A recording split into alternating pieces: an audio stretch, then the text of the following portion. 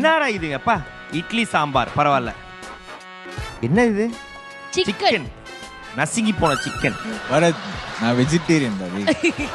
Pongal. Pongal. Sir Pongal, chicken, idli sambar, மாமனி எல்லாம் out. Eliminated. Curd rice. சொல்லுங்க. Pongal.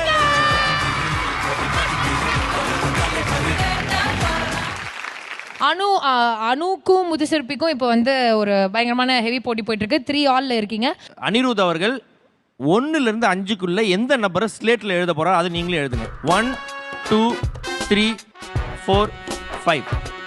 Okay ready. நீ காட்டு டக்குனு காட்டு. 4 3